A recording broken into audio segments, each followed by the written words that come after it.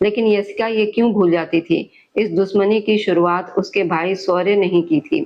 मिताली और यशपाल ने इस दुश्मनी की वजह से बहुत कुछ सहा था। खैर यशपाल उन दोनों को गले मिलते हुए देखता रहा। कम से कम यशिका किसी से तो मुस्कुराकर मिलती थी। अगर आप मेरे साथ बैठोगे तो मैं खाना नहीं खाऊंगी। मिताली अचानक खड़ी हो गई थी। शौर्य सिंह ने उसका हाथ मजबूती से पकड़कर उसे बैठने का संकेत दिया। शौर्य मेरा हाथ छोड़ो, सब लोग देख रहे हैं। सब लोग क्या देख रहे हैं? मुझे ये भी तो बताओ, मेरे साथ बैठकर तुम खाना खा सकती हो। मेरे अंदर कोई कांटे नहीं है जो तुम्हें चुभ जाएंगे। बैठ जाओ। मिताली ने गुस्से से उसकी ओर देखा। दादा, इन्हें कहिए कि मुझे छोड़ दे। जगदीश वर्मा ने हाथ के इशारे से मिताली को बैठ जाने के लिए कहा। दादा की बात टालने की हिम्मत किसी में नहीं थी। मिताली मजबूरी में वापस बैठ गई। उसके चेहरे से साफ दिखाई दे रहा था कि वह बहुत गुस्से में है। भोजन के लिए बड़ा सा चौकोर लकड़ी का मेज सजाया गया था। उस पर पीतल की थालियां रखी थी। घर की महिलाएं सुंदर साड़ियों में थी और रसोई में गरम गरम भोजन की खुशबू आ रही थी। लेकिन उस समय वहां मौजूद किसी का ध्यान खाने पर नहीं था। सबकी निगाहें कभी शौर्य और मिताली पर जाती तो कभी यशपाल और यशिका पर। 5 साल पुरानी घटनाओं ने रिश्तों को इतना उलझा दिया था कि एक ही छत के नीचे बैठना भी सबके लिए आसान नहीं रह गया था। फिर भी जगदीश वर्मा की मौजूदगी में सभी चुप थे, क्योंकि वे जानते थे कि दादा के दिल में आज भी यही इच्छा थी कि उनके परिवार फिर से पहले की तरह एक हो जाए। और उसके पास आकर क्यों बैठ गया था? यानी अब वह ठीक से खाना भी नहीं खा सकती थी। दादा, ये तो सरासर अन्याय है, मिताली ने नाराज होकर कहा। शौर्य सिंह हल्के व्यंग से मुस्कुराया। अन्याय नहीं, अधिकार है। बहुत समय के बाद तुम्हें मेरा अधिकार याद आया है। आपने जताने ही ना दिया, वरना मैं तो हमेशा जताना चाहता था मिस्टर शौर्य। सिर्फ शौर्य कहो। वह पलटकर उसकी आंखों में देखने लगा तो मिताली ने नजरें चुरा ली। गहरी सांस लेते हुए वो अपनी थाली में चम्मच चलाती रही, लेकिन कुछ खा नहीं रही थी। जगदीश वर्मा ने उसकी ओर देखते हुए कहा, मिताली क्या कर रही हो बेटा? कुछ खा लो। साफ साफ कह रही है ना कि उसे हम लोगों का साथ पसंद नहीं है। यशिका के ऐसा कहते ही मिताली ने तुरंत उसकी तरफ देखा। एक बाई ही काफी है, तुम्हें बोलने की जरूरत नहीं है। यशिका मुस्कुरा दी। अच्छा, अब जवाब देना भी सीख गई हो। पहले से ही आता था, बस तुम्हें दिखाई नहीं देता था। ये कहकर मिताली फिर से खड़ी हो गई। दादा, मैं यहाँ नहीं बैठ सकती इन लोगों के बीच। यशिका भी तुरंत खड़ी हो गई। इसका क्या मतलब है? यह हमारा घर है और हम यहाँ पूरे अधिकार से रह सकते हैं। इन लोगों के बीच? ये कहते कहते यशिका की आवाज ऊंची हो गई थी। शौर्य ने तुरंत उसे तेज नजरों से देखा। मिताली ने शौर्य की ओर व्यंग भरी मुस्कान से देखा। देख रहे हो तुम्हारी बहन मेरी कितनी इज्जत करती है। इतना कहकर वे वहां रुकी नहीं और आगे बढ़ गई। भैया, शुरुआत उसने की थी, यशिका बोली। तुम्हें उससे बहस करने की क्या जरूरत थी? यशपाल की नजरें यशिका पर टिकी ही थी। मिताली उनकी नजरों के सामने से गायब हो चुकी थी और खाना भी अधूरा छोड़ गई थी। जगदीश वर्मा ने चम्मच एक तरफ रख दिया और सिर पर हाथ फेरने लगे। वह इन बच्चों को संभाल ही नहीं पा रहे थे। इतने जिद्दी और झगड़ालू तो उनके गोद लिए हुए वो बच्चे भी नहीं थे जितने उनके बच्चों के बच्चे थे। एक समय था जब इन सबकी हंसी और बातें खत्म ही नहीं होती थी। उनके चेहरे पर फीकी सी मुस्कान आ गई। उन्हें पुराने अच्छे दिन याद आ गए थे। मिताली, समाने होने की कोशिश करो। तुम छोटी छोटी बातों पर पहले इस तरह प्रतिक्रिया नहीं देती थी। भैया, शौर्य सिंह, मुझसे बर्दाश्त नहीं होगा। मैं यहाँ नहीं रह सकती। यह हमारा घर है मिताली, और तुम जानती थी कि एक ना एक दिन वह वापस आएगा। मैं नहीं जानती थी उसका साथ मुझे घुटन देता है। मैं अपने माता पिता के जिम्मेदार व्यक्ति के साथ नहीं बैठ सकती। उसके साथ एक ही मेज पर बैठकर खाना खाना, मुझे नहीं लगता कि मैं ऐसा कर सकती हूँ। मैं जानती हूँ कि तुम दुख में हो। दुख में तो आप भी हैं। हाँ हूँ, मुझे पता है, लेकिन मेरी वजह से खुद को बंधनों में मत बांधिए। अगर आप यशिका से शादी करना चाहते हैं तो कर लीजिए, मैं आपको नहीं रोकूंगी। क्या कहा तुमने? यशपाल ने हैरानी से पूछा। जिस तरह तुम उन दोनों से नफरत करती हो, मैं भी करता हूँ, लेकिन यशिका निर्दोष है। यशपाल हल्का सा मुस्कुराया। मतलब मेरी बहन के अंदर भावनाएं अभी भी बाकी है। भैया, आप जानते हैं मैं बुरी नहीं हूँ, मैं जानता हूँ, लेकिन मैं ये नहीं कर सकता। मैं अपना फैसला ले चुका हूँ।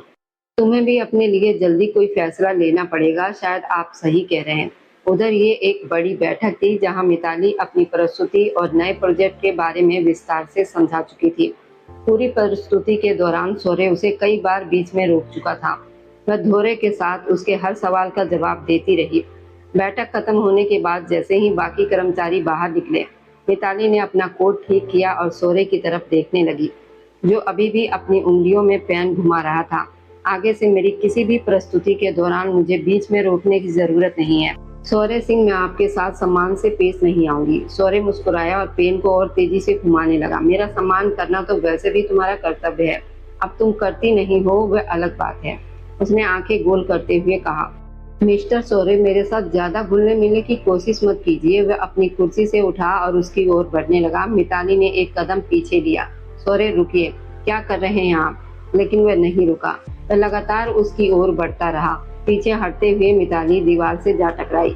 सौर्य उसके सामने खड़ा हो गया और बोला, क्या कहा तुमने? सम्मान से पेश नहीं आओगी? जितनी नफरत तुम मुझसे करती हो उससे कई गुना ज्यादा नफरत मैं तुमसे करता हूँ मिताली गोयल, इसलिए ये मत समझना कि तुम मेरे लिए बहुत महत्वपूर्ण हो। उसने इशारे से उसकी ओर देखते हुए कहा, मैं तुम्हारे साथ वैसा ही व्यवहार करता हूँ जैसा किसी व्यावसायिक साझेदार के साथ किया जाता है। अगर तुम गलती करोगी तो तुम्हें सुधारना मेरा काम है। मैंने कोई गलती नहीं की और आप जानते हैं मैं अपने काम में बहुत अच्छी हूँ। हाँ बिल्कुल, वह मुस्कुराया, तुम अपने हर काम में बेहतरीन हो। मैंने कब कहा तुम अच्छी नहीं हो? बस कभी कभी बहुत अजीब व्यवहार करती हो। इतना कहकर वह उसे देखता रहा, जबकि मिताली की आंखों में गुस्सा, नाराजगी और अनकहे सवाल एक साथ दिखाई दे रहे थे। मिताली ने आंखें बंद कर ली और उसका हाथ झटक दिया। सौर्य प्लीज। क्यों? उसने धीमे स्वर में पूछा। मुझे आपका स्पर्श अच्छा नहीं लगता। सौर्य हल्का सा मुस्कुराया। तुम तो कभी इसी स्पर्श की आदी थी। मैंने कहा मुझसे दूर रहो। मिताली ने दोनों हाथों से उसे खुद से दूर कर दिया, लेकिन अगले ही पल सौर्य ने उसका हाथ पकड़कर उसे अपनी ओर खींच लिया। मिताली उसके सीने से जा लगी और सिर उठाकर उसकी आंखों में देखने लगी। सौर्य सिंह मुस्कुरा रहा था। उसकी गहरी भूरी आंखों में मिताली जैसे खो गई थी। बहुत सी पुरानी भावनाएं जिन्हें वर्षों से दबाने की कोशिश कर रही थी, फिर से उसके सामने आ खड़ी हुई थी। मिताली की आंखों में आंसू भर आए। उसने तुरंत सिर झुका लिया, जैसे अपने आंसुओं को छिपाना चाहती हो, लेकिन सौर्य ने उसके चेहरे को हल्के से ऊपर उठाया। क्यों छिपा रही हो? यहाँ से चले जाइए। उसने चेहरा दूसरी ओर मोड़ लिया। खुद को उससे दूर करते हुए गहरी सांस ली। मेरे साथ इतनी सहजता से बात मत कीजिए। ये कहकर वह तेजी से कार्यालय से बाहर निकल गई। सौर्य उसके पीछे हल्की व्यंग भरी मुस्कान के साथ खड़ा रह गया। कार्यालय लगभग खाली हो चुका था। जी मैडम, सब लोग जा चुके हैं, कर्मचारी ने जवाब दिया। बस मालिक अभी भी अंदर है। कौन से मालिक? मिताली को लगा कि वह शायद यशपाल की बात कर रहा होगा। सौर्य सर अंदर हैं। और बाकी कर्मचारी? मैडम, बाकी सभी जा चुके हैं। हाँ, दीपाली मैडम अभी तक नहीं गई हैं। वो क्या कर रही है? वह अभी भी सौर्य सर के केबिन में है। जब से वो सर वापस आए हैं अक्सर उनके साथ ही दिखाई देती है। अनचाहे ही मिताली की मुट्ठियां भिज गई। वह अपना हैंड बैग उठाकर अपने केबिन से बाहर निकल आई। सौर्य के केबिन के सामने से गुजरते हुए उसे अंदर से हंसी और बातचीत की आवाजें सुनाई दी। मिताली की आंखें सिकुड़ गई। बड़ा आया पेशावर बनने वाला। वो मन ही मन बुदबुदाई और गहरी सांस लेते हुए कार्यालय से बाहर निकल गई। उधर सौर्य सिंह अपनी मां कविता सिंह के कमरे में दाखिल हुआ। कविता सिंह उसे देखती खड़ी हो गई। मेरे बच्चे, मुझसे दूर रहिए। मुझे अपना बेटा मत कहिए। शौर्य की आवाज भर गई थी। मैं वापस तो आ गया हूँ, लेकिन आपके लिए नहीं आया। मैं अपने रिश्तों के लिए लौटा हूँ। मैं कभी कहता नहीं आपसे, महसूस भी नहीं होने देता, लेकिन मैं आपसे बहुत नाराज हूँ। मैं सारी जिंदगी राधे श्याम अंकल से नफरत करता रहा। वो मेरे बड़े अंकल थे, पिता के समान थे। आपने कभी मुझे सच्चाई बताने की हिम्मत नहीं की और ना ही उन्होंने बताई। उन्होंने हमेशा आपकी इज्जत बचाए रखी और मैं आंख मूंद कर उनसे नफरत करता रहा।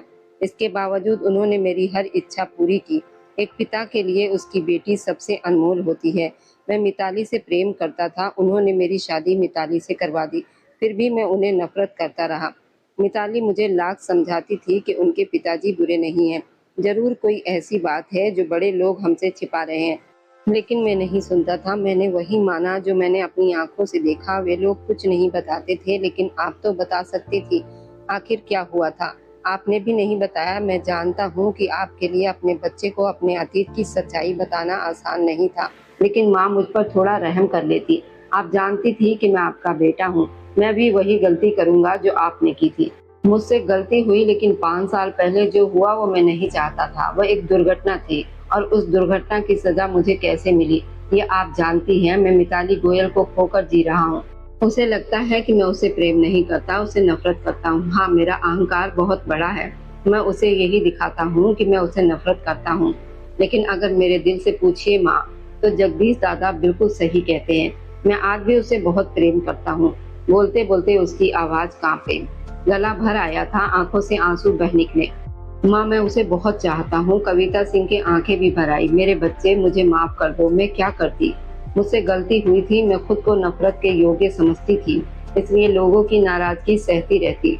लेकिन मैं कभी अपने बच्चों को सच्चाई नहीं बता पाई। तुमने जो देखा उसी के साथ बड़े हुए और उसी वजह से नफरत करने लगे। एक बच्चे के लिए उसकी माँ सबसे महत्वपूर्ण होती है, और तुमने मेरे लिए वही महसूस किया जो स्वाभाविक था। मैंने कई बार चाहा कि तुम्हें सब कुछ बता दूं, लेकिन हिम्मत नहीं जुटा पाई। गलत किया आपने, सौर्य ने थके हुए स्वर में कहा। अगर जगदीश दादा मुझे सच्चाई ना बताते तो शायद मैं आज भी अंधेरे में जी रहा होता, लेकिन मैंने तो सारी हदें पार कर दी। वह अपने सिर पर हाथ रखकर माँ के बिस्तर पर बैठ गया। ऐसा लग रहा था जैसे अतीत का पूरा बोझ आज उसके कंधों पर आ गिरा हो। कमरे में कुछ देर सन्नाटा छाया रहा। फिर दूसरी ओर यशपाल गोयल अपने लैपटॉप पर काम कर रहा था। तभी यशिका यादव ने धीरे से पूछा, आप यशिका को माफ क्यों नहीं कर देते? यशपाल के हाथ की उंगलियां कीबोर्ड पर रुक गई। उसने धीरे से सिर उठाया और गंभीर आवाज में कहा, क्या क्या माफ करूं, क्या माफ करूं? यशपाल गोयल ने धीमी लेकिन भारी आवाज में कहा, ये कि जब मैंने उसे चुनने के लिए कहा तो उसने अपने भाई को चुना, या ये कि वह 5 साल तक मुझसे दूर रही।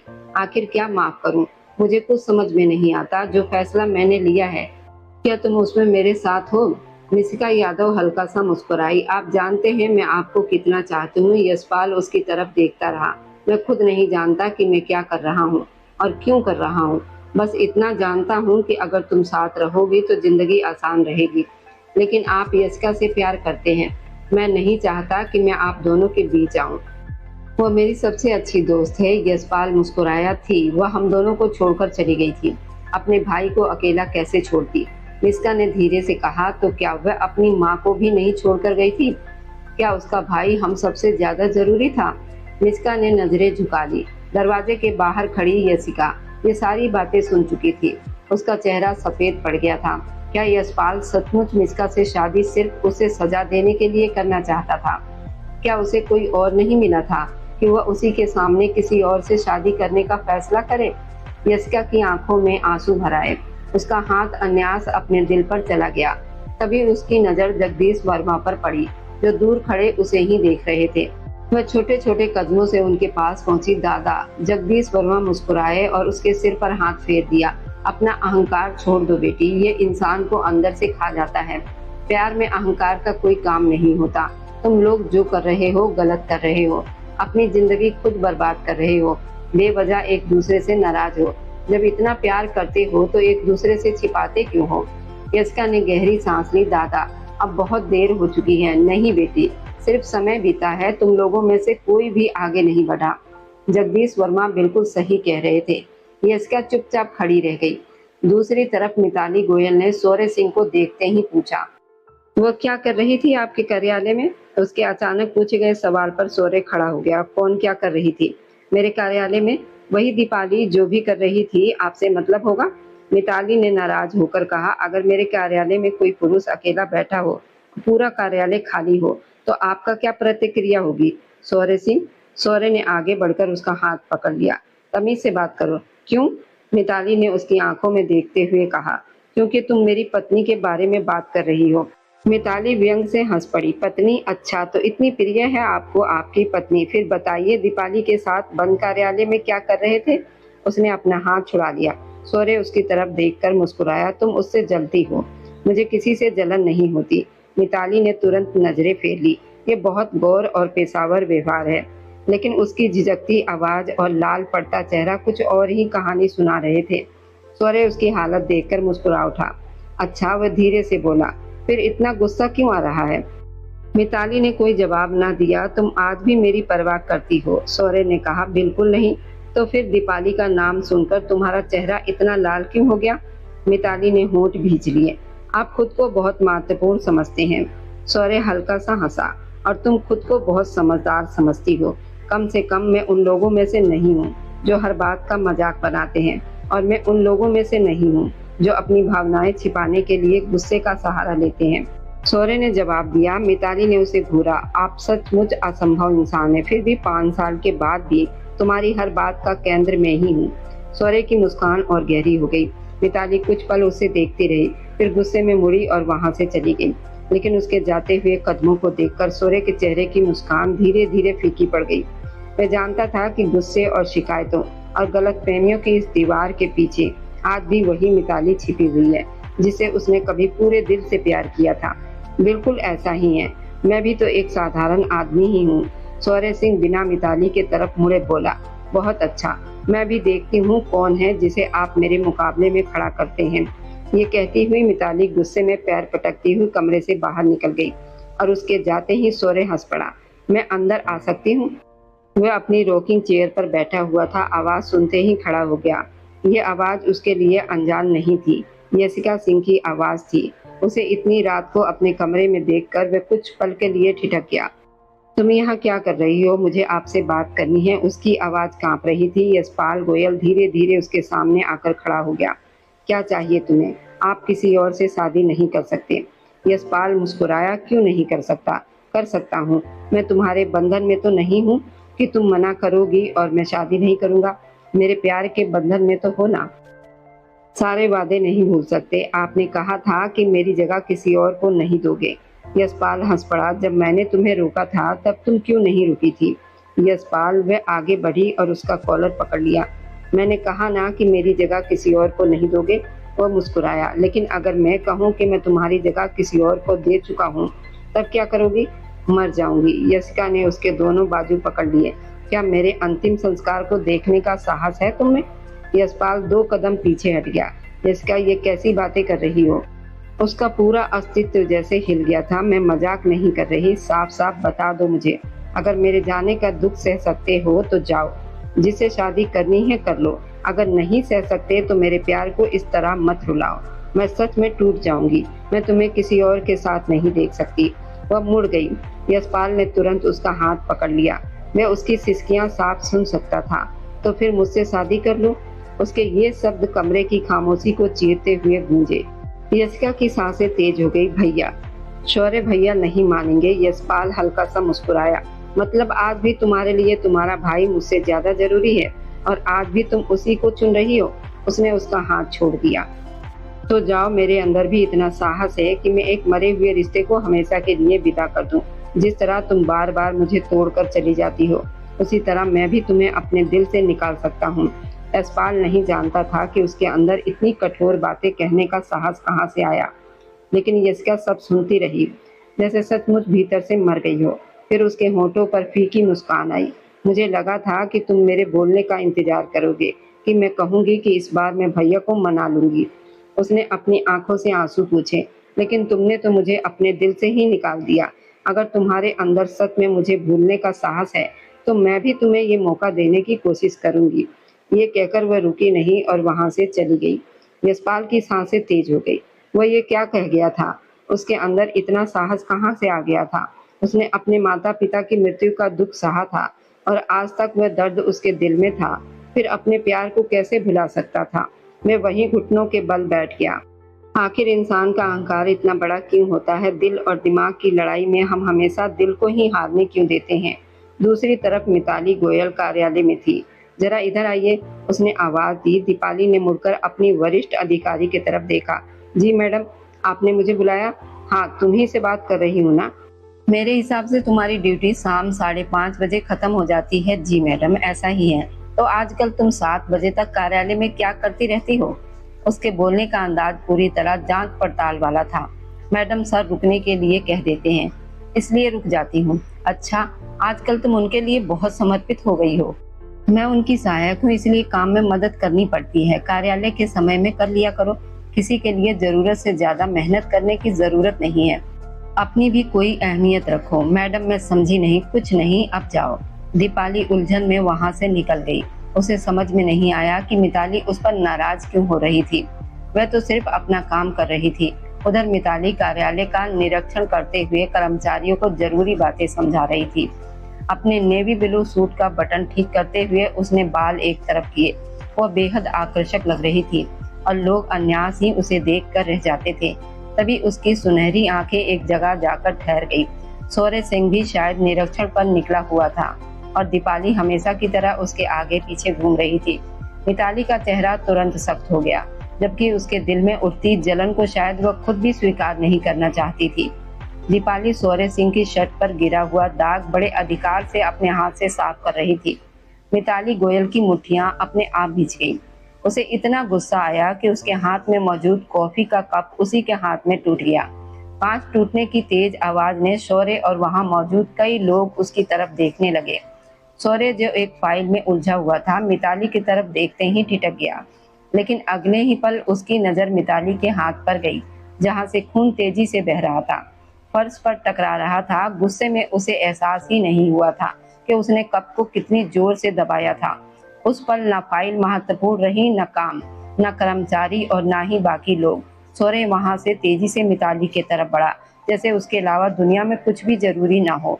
मिताली तक पहुंचते ही उसने तुरंत उसका हाथ पकड़ लिया। ये क्या किया तुमने? पूरा कार्यालय उन दोनों को देख रहा था, लेकिन मिताली चुप थी, बिल्कुल चुप। शौर्य जोर से कर्मचारियों को प्राथमिक उपचार का सामान लाने के लिए कह रहा था। उसने मिताली को कुर्सी पर बिठाया और खुद उसके सामने घुटनों के बल बैठ गया।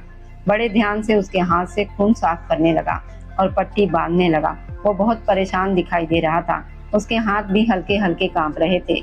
मिताली बड़ी शांति से उसके चेहरे को देख रही थी। पट्टी बांधने के बाद शौर्य ने उसकी तरफ देखा, वह अब भी उसी में खोई हुई थी।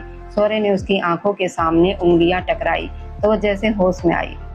तुम ठीक हो? हाँ मैं बिल्कुल ठीक हूँ। वो अपना हाथ छुड़ाकर खड़ी हो गई। हाँ बिल्कुल ठीक हूँ। वह अपना हाथ छुड़ाकर खड़ी हो गई थी। धन्यवाद। वैसे मेरे लिए इतना करने की कोई जरूरत नहीं थी। तुम पागल हो गई हो मिताली? तुम्हें दिखाई नहीं देता क्या? कुछ नहीं हुआ, मैं बिल्कुल ठीक हूँ। इतना कहकर वह वहीं से फाइल उठाकर आगे बढ़ गई। शौर्य वहीं खड़ा टूटे हुए कप और फर्श पर गिरी खून की बूंदों को देखता रहा। मिताली नहीं जानती थी, लेकिन उसका बहा हुआ खून शौर्य अपने खून जैसा लगता था। दादा मैं अंदर आऊं? हाँ बेटी आ जाओ, जगदीश वर्मा ने मुस्कुराते हुए कहा, लेकिन अगले ही पल उनकी नजर उसके हाथ की पट्टी पर गई। यह हाथ को क्या हुआ? कुछ नहीं, मैं ठीक हूँ। मिताली उनके सामने बैठ गई। मैंने कुछ सोचा है, बताओ। क्या सोचा है? जगदीश वर्मा ने पूछा। मिताली ने गहरी सांस ली। मैं शादी का रिश्ता खत्म करना चाहती हूँ। जगदीश वर्मा अपनी रॉकिंग चेयर पर बैठने ही वाले थे, लेकिन उसके शब्द सुनकर वहीं रुक गए। क्या कहा तुमने? आपने सही सुना, मैं शादी का रिश्ता खत्म करना चाहती हूँ। तुम्हारा दिमाग ठीक है? उन्होंने हैरानी से पूछा। जिसे इतना प्यार करती हो, जिसके बिना जी नहीं सकती, उसी से रिश्ता तोड़ना चाहती हो? 5 सालों से उसके बिना जी रही हूँ, आगे भी जी लूंगी। दादा मैं खुद को आज़ाद करना चाहती हूँ। अगर वह किसी और के साथ अपनी जिंदगी आगे बढ़ाना चाहता है तो बढ़ा ले। क्या वह किसी और के साथ आगे बढ़ रहा है? पता नहीं, हो सकता है उसकी जिंदगी में कोई और हो। मेरी वजह से वो बंधा हुआ है। जगदीश वर्मा हल्का हंस पड़े। अगर उसे ये बात पता चल गई तो वह बहुत बुरा व्यवहार करेगा। वैसे भी मैं उससे नफरत करती हूँ। नहीं बेटी, मैं जानता हूँ कि तुम उससे नफरत नहीं करती। वह भी यही कहता है, लेकिन गलत कहता है। मिताली ने नजरें फेर ली। तुम दोनों किस चक्कर में पड़े हुए हो? जो हुआ वह एक दुर्घटना थी, लेकिन जो अब हो रहा है वो तुम दोनों अपनी गलतियों से कर रहे हो। जगदीश वर्मा की आवाज में दुख था। मैं किसका साथ दूं? तुम सब मुझे बहुत प्रिय हो। वह रोलिंग चेयर पर बैठ गए और बेहद उदास लग रहे थे। दादा प्लीज। मिताली घुटनों के बल उनके सामने बैठ गई। आप अपने पोते से कहिए कि आपकी लाडली को छोड़ दे। नहीं छोड़ेगा। जगदीश वर्मा मुस्कुरा दिए। वह खुद मिट जाएगा, लेकिन तुम्हें नहीं छोड़ेगा। मिताली भी हल्का सा हंस पड़ी। आप उसे इतना अच्छी तरह क्यों जानते हैं? जितना मैं तुम्हें जानता हूँ उससे कहीं ज्यादा मैं उसे भी जानता हूँ। वो जान दे देगा, लेकिन तुम्हारे साथ अपना रिश्ता खत्म नहीं करेगा। मिताली ने नजरें झुका ली। वह जानती थी कि दादा सच कह रहे हैं, फिर भी मैं उससे अलग होना चाहती हूँ। अगर इसके लिए मुझे अदालत जाना पड़ा तो मैं अदालत भी जाऊंगी। मतलब इस उम्र में तुम मुझे अदालतों के चक्कर लगवाओगी? जगदीश वर्मा ने बनावटी नाराजगी दिखाई। आपको मेरी वजह से परेशान होने की जरूरत नहीं है। मैं सब कुछ खुद संभाल लूंगी। मुझे पता है कि तुम आत्मनिर्भर हो और बहुत कुछ संभाल रही हो, लेकिन शादी का रिश्ता कोई मजाक नहीं होता। तुम्हारे पिताजी जिंदा होते तो कभी ऐसा नहीं होने देते। मिताली की आंखें भर आई। अगर पिताजी जिंदा होते तो ये दिन ही नहीं आता। इतना कहकर वह उठ खड़ी हुई। जगदीश वर्मा की आंखों में भी आंसू आ गए। उन्हें राधे श्याम गोयल बहुत याद आ रहे थे। जिस तरह उन्होंने पूरे परिवार को एकजुट रखा था। उनकी मृत्यु के बाद सब कुछ बिखर गया था। उधर मिस्का यादव यशपाल गोयल के सामने खड़ी थी। ये आपने क्या किया भैया? उसने दुखी स्वर में पूछा। आप यशिका को और खुद को इतनी तकलीफ क्यों दे रहे हैं? आप दोनों एक दूसरे से प्यार करते हैं, फिर भी एक दूसरे को खोने पर तुले हुए हैं। आखिर कब तक अपने दिल की बात छिपाते रहोगे? जानती हूँ हमारा दुख एक जैसा है। जिस तरह मैं शौर्य सिंह से नफरत करती हूँ, उसी तरह आप भी करते हैं, मगर इसमें यशिका की कोई गलती नहीं। आप कृपया यशिका को बीच में मत लाइए। वह आपकी दोस्त है। आप उससे शादी करके खुश तो रह लेंगे, मगर संतुष्ट नहीं होंगे, क्योंकि आप यशिका से प्यार करते हैं और वे आपसे। कैसी जिद है भैया! अगर मम्मी पापा जिंदा होते तो आप कभी ऐसा नहीं करते। अगर वह जिंदा होते तो ये नौबत ही नहीं आती। जब मिताली यशपाल से कहकर चुप हुई। वह भी कुछ देर पहले जगदीश वर्मा से यही कहकर आई थी कि अगर वे जिंदा होते तो अगर 5 साल पहले वह हादसा ना हुआ होता तो सब कुछ इस तरह बिखरा ना होता। उनके रिश्ते इस तरह आग में ना झुके जाते। मैं गलत नहीं कह रही भैया, संभल जाइए। जो आप कर रहे हैं वह गलत है। अच्छा, अब रो क्यों रही हो? बताओ मुझे। आप नहीं मानोगे। मैं मान जाऊंगा। तुमने मुझे मनाया ही कब है? जब मैं जा रहा था तब भी मैंने कहा था मेरे साथ मत चलो। यशपाल ने कहा था रुक जाओ तो रुक जाओ। अगर किसी का रिश्ता बच रहा है तो बचने दो, मगर तुमने तय कर लिया था कि तुम वहीं रहोगी जहाँ तुम्हारा भाई रहेगा। खैर, मैं तुम्हारे साथ हूँ। तुम्हें क्यों लगता है कि मैं तुम्हारे प्यार की राह का कांटा बनूंगा? मैं प्यार करने वालों को अलग कर ही नहीं सकता। मैं जानता हूँ किसी को चाहने में क्या गुजरती है और क्या क्या सहना पड़ता है। तुम्हें लगता है तुम्हारा भाई इतना कठोर हो सकता है? नहीं लगता भैया। वह रो रही थी। उसे बोलो कि मैं खुद तुम दोनों की शादी करवाने के लिए तैयार हूँ। मुझे कोई आपत्ति नहीं। वह अपने भाई का चेहरा देखने लगी। आप सच कह रहे हैं? बिल्कुल सच। वह अपनी बहन के सिर पर हाथ रख चुका था। मैं नहीं चाहता कि हम सबके बीच की नफरत और बढ़े। ये बीज मैंने बोया था बचपन से। अब मैं इसे खत्म करना चाहता हूँ। मुझे अपनी पत्नी के दिल से नफरत कैसे निकालनी है ये मैं जानता हूँ। मैं धीरे धीरे उसे समझा लूंगा। वो मेरे साथ ठीक हो जाएगी। मगर बाकी रिश्ते जो मेरी वजह से बिखरे हैं उन्हें समेटना होगा। समझ रही हो ना मेरी बात? आप ठीक कहते हैं भैया, मगर वह कहता है कि मुझे मिटा देने का हौसला रखता है। शौर्य मुस्कुराया। प्यार में जब अहंकार बीच में आ जाए तो अपने प्रिय की बातों का बुरा नहीं मानते, क्योंकि अक्सर हम भी बहुत कुछ ऐसा ही कह जाते हैं जो उन्हें बुरा लगता होगा। इन 5 सालों में तुमने क्या नहीं कहा उसे, और उसने सब कुछ भुला दिया। तुम भी कुछ बातें भूल जाओ। मिताली भी मुझे क्या क्या नहीं सुनाती, मगर मैं सुन लेता हूँ, क्योंकि वो मेरी अपनी है। और जो लोग आपके दिल के करीब होते हैं ना, उनकी बातें दिल में नहीं रखी जाती। क्या सोच रही हो? वह कहती है कि वो मर जाएगी। तुम क्या चाहती हो? वो मर जाए? मिस्का की तरह उसने सवाल किया। मैं उसे मरता हुआ नहीं देख सकता। तो फिर उसे थाम लो। तुम्हारा दिल उसे कभी टूटने नहीं देगा। मिस्का वो मुस्कुराई और खड़ी हो गई। उसने यशपाल का हाथ थाम लिया। हम दोस्त हैं और दोस्त ही रहेंगे। मैंने कहा ना, मैं तुम दोनों के बीच में नहीं आ सकती। कैसी दोस्ती होगी मेरी अगर मैं अपनी ही सबसे अच्छी दोस्त की खुशियाँ छीन लूं? तुम जानते हो यशका तुम्हारे लिए क्या है, और क्या तुम नहीं जानते कि वो मेरे लिए क्या है? यशपाल मुस्कुराया। उसकी आंखें भीग गई थी। माफ कर दोगी ना मुझे, या फिर नफरत करोगी और दोस्ती छोड़ दोगी? मिस्का के गालों पर पड़ने वाला डिंपल उभर आया, क्योंकि वह बहुत गहराई से मुस्कुराई थी। वो बहुत प्यारी थी, बहुत ज्यादा। प्यार कठोरता का नाम नहीं होता। प्यार तो दिल बड़ा करने का नाम होता है। अगर हम तीनों की दोस्ती सच्ची है तो हम कभी अलग नहीं होंगे, चाहे कितना भी समय गुजर जाए, चाहे हमारे बीच कितनी भी गलतफहमियां क्यों ना आ जाए। अगर मेरा दिल जानता है, वह भी हम दोनों से उतना ही स्नेह करती है। हमारी दोस्ती से, हमारे उस रिश्ते से जो कहीं खो गया है, लेकिन जो तुम्हारे और उसके बीच है वह अलग है। वह बहुत खास है और कोई भी मिस्का उस एहसास के बीच नहीं आ सकती। क्या कह रहे हो? मेरा हाथ छोड़ो। नहीं छोड़ सकता आज, और अभी मेरे साथ चलो। और अगर ना चलूं तो? यशिका ने बनावटी गुस्से से कहा। देखो, कल की बात के बाद मैं बहुत परेशान रहा हूँ। चाह कर भी तुम्हें दुख नहीं दे सकता। कल जो कुछ हुआ उसके लिए मुझे माफ तो करना पड़ेगा। यशिका मुस्कुराई। यानी यशपाल गोयल माफी मांगने आए हैं? बिल्कुल। वह नजरें झुकाकर बोला तो वह और गहराई से मुस्कुरा दी। उसका हाथ अब भी उसके हाथ में था। अच्छा, कहाँ लेकर जा रहे हो मुझे? चुपचाप गाड़ी में बैठो। वो बैठ गई। पूरे रास्ते वे चुप रहा। फिर एक जगह गाड़ी रोककर नीचे उतरा। यशिका की तरफ का दरवाजा यशपाल खोल चुका था। यशिका ने अपना हाथ उसके हाथ में रखा और गाड़ी से उतरकर खड़ी हो गई। उसके सामने का दृश्य बेहद सुंदर था। चारों तरफ रंग बिरंगी झालरों की रोशनी जगमगा रही थी, फूलों की सजावट थी, हवा में ताजे फूलों की खुशबू घुली हुई थी। वह सुंदरता को देखकर फिर यशपाल की आंखों में देखने लगी। ये सब मेरे लिए? उसने भावुक होकर पूछा। बिल्कुल, ये सब सिर्फ मेरे प्यार के लिए। यशपाल उसके सामने घुटनों के बल बैठ गया। अपनी सारी गलतफहमियों के लिए माफी मांगते हुए, मैं तुम्हें अपनी जिंदगी में चाहता हूँ। मैं चाहता हूँ कि तुम मेरी जीवन साथी बनो, मेरी हर खुशी हर दुख की साथी बनो। क्या तुम मेरी जीवन संगनी बनोगी? यस्का की आंखें भर आई।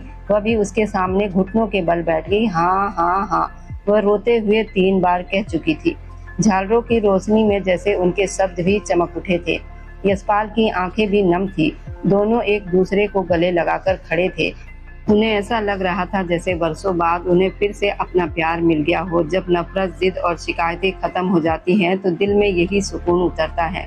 वे दोनों एक दूसरे की बाहों में वही सुकून महसूस कर रहे थे। यशपाल ने जेब से एक सुंदर हीरे की अंगूठी निकाली और यस्का की उंगली में पहना दी। आज से तुम सिर्फ मेरी हो। बहुत जल्द मैं पूरे हिंदू रीति रिवाजों के साथ अग्नि को साक्षी मानकर तुम्हारे साथ 7 फेरे लूंगा। तुम्हें अपनी पत्नी बनाऊंगा। यस्का की मुस्कान देखकर यशपाल का दिल और तेजी से धड़कने लगा। उसने बहुत प्यार से उसके माथे को चूम लिया। यस्का की आंखें झुक गई और उसके चेहरे पर गहरा सुकून फैल गया। जगदीश वर्मा दादा बहुत खुश थे। मुझे तो यकीन ही नहीं हो रहा। भगवान का लाख लाख धन्यवाद कि तुम दोनों को आखिर समझ आ ही गई, वरना मुझे तो अपनी लाठी उठानी पड़ती। उनकी बात सुनकर सब हंस पड़े। कविता सिंह ने दोनों की नजर उतारी, भगवान से उनकी खुशियों के लिए प्रार्थना की।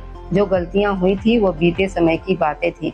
कौन सही था और कौन गलत, इसका फैसला भगवान पर छोड़ देना चाहिए। जिसने भी गलतियां की थी उसने अपनी भूलों का पछतावा किया था और बहुत कुछ सहा था। अपने बच्चों से वो बहुत प्यार करती थी। आज जब कविता सिंह अपनी बेटी यशिका को उसका प्यार मिलता देख रही थी तो उनकी आंखें भर आई। यशिका भी अपनी माँ को ही देख रही थी। वे और सौर्य दोनों अपनी माँ से नाराज रहते थे, लेकिन उनसे बहुत प्यार भी करते थे। पहले खुलकर जताते थे, अब बस दिल में महसूस करते थे। सौर्य और मिताली भी वहीं खड़े थे। दोनों की नजरें मिली तो मिताली ने नजरें झुका ली। उसे बहुत कुछ याद आ रहा था। वह समय जब उनके बीच कोई दीवार नहीं थी, कोई गलतफहमी नहीं थी। जब मिताली गोयल सौर्य सिंह पर जान छिड़कती थी। सौर्य उसकी आंखों में देख रहा था, मिताली भी उसी को देख रही थी। दादा, आपको नहीं पता मुझे न जाने क्या हो रहा है। मैं शब्दों में नहीं बता सकती इस समय मैं कितनी खुश हूँ। मिताली जगदीश वर्मा दादा के पास बैठते हुए बोली। दादा ने अपनी झूलने वाली कुर्सी उसकी तरफ घुमाई। अच्छा, ऐसा क्या हो गया? उन्होंने मुस्कुराकर पूछा। आपको पता है, सौर्य सिंह ने आखिरकार मेरे सामने घुटने टेक दिए हैं। दादा ने अपनी लाठी पर हाथ टिकाया और हंस पड़े। अरे लाडो, ऐसा मत कहा करो। सच कह रही हूँ। पूरे तरीके से घुटनों के बल बैठा था और कह रहा था कि वो मुझसे प्यार करता है। वह उत्साह से उनके सामने बैठ गई। दादा फिर हंस पड़े। पगली, पिछले 4 साल से तुम दोनों एक दूसरे से अपने प्यार का इजहार कर रहे हो और हर बार तुम ऐसे बताने आती हो जैसे उसने पहली बार कहा हो। मिताली शर्मा गई। क्या करूं दादा, हमारे बीच प्यार ही इतना है। कभी कभी तो मैं उसकी मोहब्बत देखकर डर जाती हूँ। वो मेरे लिए इतना चिंतित रहता है, इतना ध्यान रखता है। कभी कभी मुझे खुद समझ नहीं आता कि मैं भगवान का कितना धन्यवाद करूं। मैं कैसे बताऊं कि वो मेरे लिए क्या है। तभी कमरे में शौर्य सिंह आ गया। बताओ ना, क्या हूँ मैं, कैसा हूँ? वो मुस्कुराया, बोला। मिताली शर्मा गई। दादा, सौर्य मेरा पीछा कर रहे थे। करना पड़ता है, मुझे पता था कि अंगूठी लेकर तुम सीधे दादा के पास आओगी। सौर्य झूलने वाली कुर्सी के पीछे खड़ा होकर दादा के कंधों पर हाथ रखकर झुक गया। जगदीश वर्मा दादा ने उसके सिर पर हल्की चपत लगाई। अरे मेरी लाडो को परेशान करना छोड़ दो। दादा, आपकी लाडो मेरा जीना मुश्किल कर देती है और आप कहते हैं कि मैं उसे परेशान करता हूँ। मिताली तुरंत इतराकर बोली। जरा ढंग से बात करो। दादा हमेशा मेरी ही तरफ रहेंगे। हाँ, इसका तो मुझे पहले से अंदाजा है। लाडली तुम हो, मैं तो सिर्फ उनका पोता हूँ। उसकी बात पर दादा हंस पड़े। फिर उन्होंने मुस्कुराकर पूछा, अच्छा सौर्य, राधे श्याम गोयल से कब बात करोगे? आखिर अब आगे की शादी की तैयारियां भी तो करनी है। ये सुनते ही सौर्य की चेहरे की चमक धीरे धीरे फीकी पड़ गई। मिताली ने ये बात बहुत ध्यान से देखी थी। आप बात करेंगे, क्योंकि ये तो बात करने से रहा। आप जानते हैं पिताजी और सौर्य बात नहीं करते। ये कहते वो बहुत उदास लग रही थी। अरे क्यों दुखी होती हो? कुछ नहीं होगा। मेरा सौर्य जैसा भी है तुम्हारे पिताजी से बात कर लेगा। तुमसे प्यार जो बहुत करता है। जगदीश वर्मा दादा हमेशा की तरह मुस्कुरा रहे थे। मिताली भी हल्का सा मुस्कुरा दी। यशिका कहाँ छुपी हुई हो? यशपाल की आवाज गूंजी। यही हूँ, दिखाई नहीं दे रही क्या? यशिका की हंसी सुनाई दी। अरे छुपके तो दिखाई देने के लिए नहीं है ना बुद्धि। यशिका खिलखिलाकर हंस पड़ी। यशपाल भी हंस पड़ा। मैं तो चाहता हूँ तुम अंधेरे में भी दिखाई दो। अंधेरे में कोई दिखाई नहीं देता जनाब। फिर यशिका कहाँ से दिखाई देगी? निष्का के ये कहते ही यशपाल फिर से हंस पड़ा। अच्छा, यानी तुम दोनों साथ छुपी हुई हो? बिल्कुल। तभी वह हाथ बढ़ाकर स्विच बोर्ड तक पहुंचा और कमरे की लाइट जला दी। कमरे में कोई नहीं था। अरे मतलब सच में कहीं छुपी हुई हो? अब हम बच्चे नहीं रहे कि तुम लोग मुझसे ऐसी छुपोगी। तभी अलमारी का दरवाजा खुला और यशिका तथा मिस्का दोनों हंसती हुई बाहर निकल गई। यशपाल का मुंह खुला का खुला रह गया। तुम दोनों अंदर थी? हाँ ना, हमें लगा तुम अच्छे से ढूंढोगे, मगर क्या फायदा, तुमने तो पहले ही हार मान ली। क्या हम बच्चे नहीं रहे? यशपाल हंस पड़ा। अच्छा सुनो, अब तुम दोनों समझदार लड़कियों में से कोई एक जाकर मेरे लिए चाय बनाकर लाए। मेरा सिर बहुत दर्द कर रहा है और इस समय मुझे मेरी बहन भी दिखाई नहीं दे रही जिसे मैं चाय बनाने को कहूँ। काम के लिए ही तुम्हें हमारी याद आती है? निष्का ने आंखें घुमाई। नहीं, वैसे भी तुम दोनों की याद आ रही थी।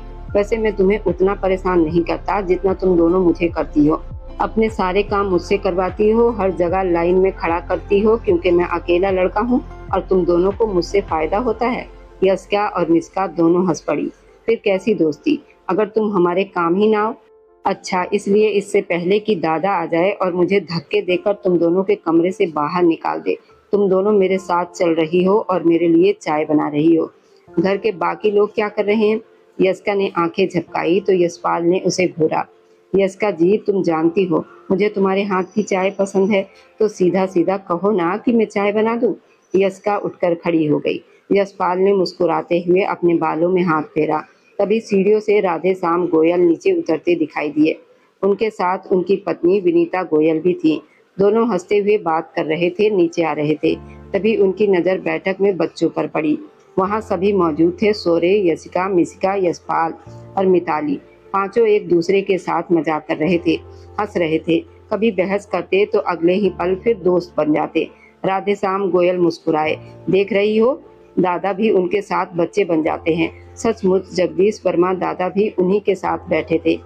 घर में कितनी रौनक लग जाती है। विनीता गोयल मुस्कुराई। फिर उन्होंने कहा, कविता तो अक्सर अपने कमरे में ही रहती है। ये सुनकर राधे श्याम गोयल के चेहरे की मुस्कान हल्की पड़ गई। उसका नाम मत लिया करो। विनीता ने गहरी सांस ली। उसे माफ कर दीजिए, बहुत समय बीत गया है, दिल बड़ा कर लीजिए। वो पछताती है, रोती है, माफी मांगती है। दादा ने भी उसे माफ कर दिया है, आप भी कर दीजिए। राधे श्याम गोयल की आंखों में दर्द उतर आया। मैं अपने भाई जैसे जिगरी दोस्त की मौत नहीं भूल सकता। ये कहते हुए वे सीढ़ियां उतरकर नीचे आ गए। वहीं सुरेश यादव और उनकी पत्नी पारुल यादव भी बैठे हुए थे। भाभी, बच्चों ने तो घर में जान डाल दी है। राधे श्याम गोयल उनके पास बैठते हुए बोले। बिल्कुल ठीक कह रहे हैं भाई साहब, ये लोग जब एक साथ होते हैं तो घर में अलग ही खुशी आ जाती है। पारुल यादव मुस्कुराई। मैं इनके लिए कुछ खाने को बनाकर लाती हूँ। विनीता गोयल उठ खड़ी हुई। मैं भी चलती हूँ भाभी। पारुल भी उनके साथ चली गई। इस परिवार का माहौल हमेशा ऐसा ही शांत और प्रेम से भरा रहता था। बस सोरे और राधे श्याम गोयल के रिश्तों में खिंचाव बना रहता था, चाहे घर की बात हो या कारोबार की। सोरे कभी राधे श्याम गोयल की बातों का विरोध करने से पीछे नहीं हटता था। अभी भी उसने देखा कि राधे श्याम गोयल आकर सबके साथ बैठ गए हैं तो वह उठकर खड़ा हो गया। मिताली ने उसकी तरफ देखा। क्या हुआ? बैठो ना। नहीं, हम बाद में बात करेंगे। मिताली, तुम लोग बैठो। राधे श्याम गोयल ने गहरी सांस ली। मिताली ने अपने पिताजी की तरफ देखा। उसकी आंखों में दुख साफ दिखाई दे रहा था। तभी जगदीश वर्मा दादा बोले, जानते हो मैं क्या कहना चाहता हूँ? सोरे और मिताली एक दूसरे से प्यार करते हैं। राधे श्याम गोयल शांत होकर उनकी तरफ देखने लगे। क्या वो मेरा दामाद बनना चाहता है और क्या तुम उसे अपना दामाद बनाओगे? दादा ने मुस्कुराकर पूछा। राधे श्याम गोयल भी मुस्कुरा दिए। वो मेरे सबसे अच्छे मित्र महेश का बेटा है, उस दोस्त का जिसे मैं बहुत प्यार करता था। वो मुझसे नाराज हो सकता है मगर मेरे लिए वो भी मेरे बच्चों जैसा ही है। जगदीश वर्मा दादा मुस्कुराए। मुझे पता है मेरे बच्चे, तुम सबसे कितना प्यार करते हो। मैं उसे कह दूंगा कि तुम्हें कोई आपत्ति नहीं है। राधे श्याम गोयल ने सिर हिलाया। मिताली मेरी आंखों के सामने रहेगी और सोरे की पत्नी बनेगी, इससे बेहतर और क्या हो सकता है। ये सुनकर जगदीश वर्मा दादा, विनीता गोयल और रूपाली यादव तीनों मुस्कुरा उठे। थोड़ी देर के बाद मिताली बगीचे में फूलों को पानी दे रही थी। वो इतलाते हुए सोरे से बोली, देखा, मेरे पिताजी मुझसे बहुत प्यार करते हैं और तुमसे भी। मैं हमेशा कहती हूँ ना, मगर तुम ही नहीं मानते। हाँ, तुमसे करते होंगे मगर मुझसे नहीं करते, क्योंकि मैंने कभी उन्हें प्यार दिया ही नहीं। सौर्य सिंह मुस्कुराया, वह तो तुम हो ना, तुम्हारे पिताजी तुमसे बहुत प्यार करते हैं। बेटी माँ बाप के लिए सबसे अनमोल होती है। वह तुम्हारा हाथ मुझे सौंपने के लिए तैयार है। इससे बड़ा प्यार और क्या होगा। ये कहते हुए वो मिताली के पास आया और उसके हाथ से पानी का जग लेकर खुद पौधों में पानी डालने लगा। तुम अपने हाथों को इतनी तकलीफ क्यों देती हो? अगर मैं यहाँ हूँ तो मिताली मुस्कुरा दी। मतलब मेरी सारी परेशानियों पर तुम्हारा अधिकार है। बिल्कुल। सौर्य ने उसके चेहरे पर आई बालों की लटों को पीछे किया, मुस्कुरा दिया। मिताली उसकी आंखों में देखने लगी। कोई तुम्हारे बिना जीने की कल्पना भी नहीं कर सकता। मैं भी नहीं कर सकती, मिताली ने धीरे से कहा। सौर्य मुस्कुरा उठा। यशिका कहाँ है? यशिका अचानक उठ खड़ी हुई। बाहर गई है।